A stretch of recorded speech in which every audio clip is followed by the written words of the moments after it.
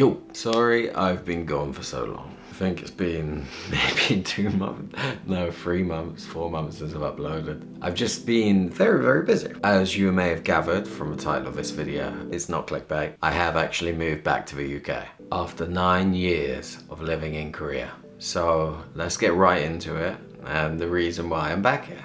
The first reason is because I miss my friends and family. 9 years in a different country is a long time, a very long time. And up until Corona happened, I was able to go back once every year and see everyone, which made things okay.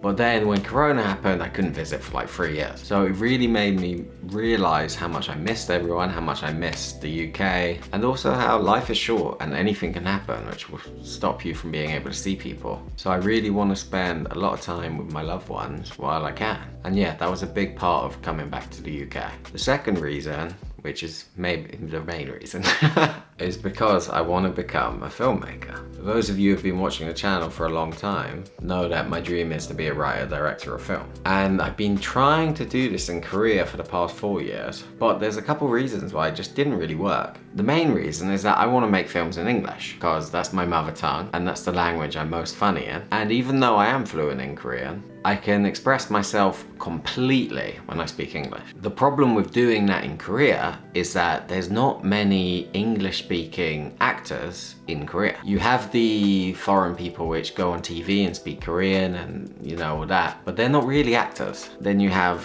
soldiers, you have English teachers, you have working people, but again, they're not really actors. You don't really have English-speaking people there whose dream it is to be an actor who are working to be an actor. So whenever I finished a script and I was trying to get actors for it, I just felt super frustrated, which is why since I made my first film, I've written 10 full scripts and tried to cast for at least 3 or 4 of them, but couldn't make the films because I wasn't happy with the talent that I was getting. And so I eventually started to try and write Korean films so that I could use Korean actors. But the problem with that is even though I am fluent in Korean, I still need to get it translated for it to be completely natural in Korean. And whenever I was trying to use a translator, either they didn't agree with me on what I was writing or they wanted to change certain things that I didn't want to be changed, and it was just, it was a bit of a nightmare to be honest. So I quickly came to the realization that I have to be in the UK to really give it a good go. Here in England, there's unlimited amount of people which want to be actors and that's all they're working for. And so once I've got a script, I can just go straight away, get the actors and start filming. There's literally nothing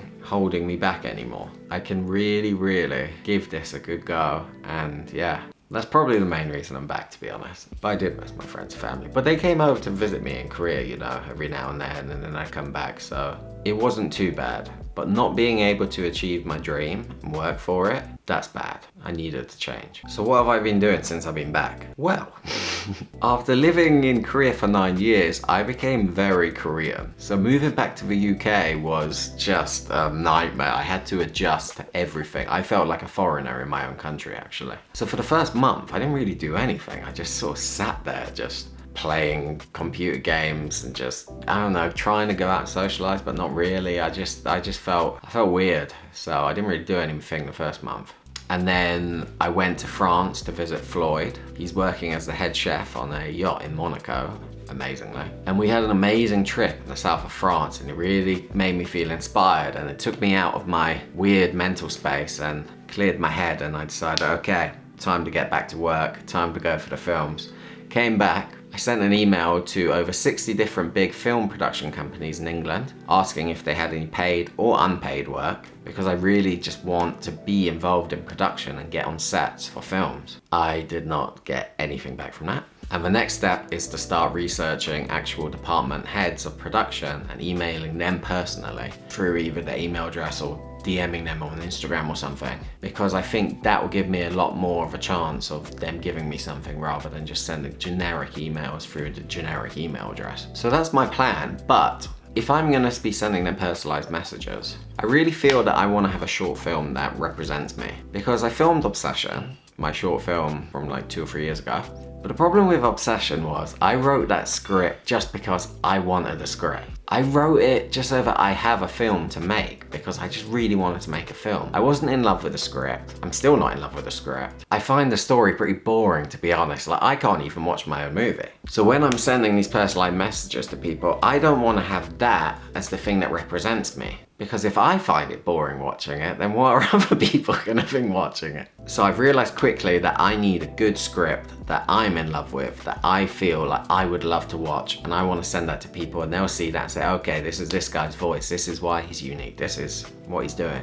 And so I've written a script. It's awesome. Well, I think it's awesome because this is exactly my kind of humor style. It's a comedy. And when I was writing it, I didn't write it with anyone else in mind. Are people gonna like this? Will this get into film festivals? Will the people at production companies really want this kind of movie? I didn't think of any of that. All I thought of was, I really want to watch this. I think this is hilarious. And I just wrote as I'd want to see it and whatever came out of my head. Because at the end of the day, that's what's going to separate me from all the other people which want to be filmmakers, is what comes out of my head and what's personal to me. And that's what I want to represent me when I'm applying for these jobs. So am I stopping my YouTube? Well, no, I'm not stopping my YouTube. However, if I really want to give film a proper go, I have to make it my #1 priority, which unfortunately means my YouTube is going to be on the back burner for now. I will upload whenever I can. I currently don't have any content filmed to upload. However, hopefully this summer I can take a trip to Korea with some friends and get some content filmed for you guys, which I can release from the end of the summer. I have the final episode of my mum series, which I still haven't uploaded, which is kind of ridiculous. And then I got another video which should be coming out soon. And hopefully that will keep you satisfied for a little while. While I'm out there trying to conquer the world. It is sad that my time in Korea has come to an end, but it's not the end. I do plan to eventually have a house in England and in Korea, and Korea will always be a part of me. I spent my entire 20s there. I'm basically half Korean at this point. So this isn't the end of my Korean journey, I suppose. I'd also like to make a movie in Korea in the future, but first I want to become established in England. Could you imagine if I become a big British director and then I go over to Korea and I do a collaboration and just, it'd be fucking awesome. So although it is the end of one chapter, it's the beginning of a new one, and a very exciting one. And it's not the end of my journey in Korea, or my journey with you guys, or my journey on YouTube. It's just the beginning, baby! So I'm excited for the future, and yeah, I missed you guys. It was good to have a talk. I'll see you again soon. Peace.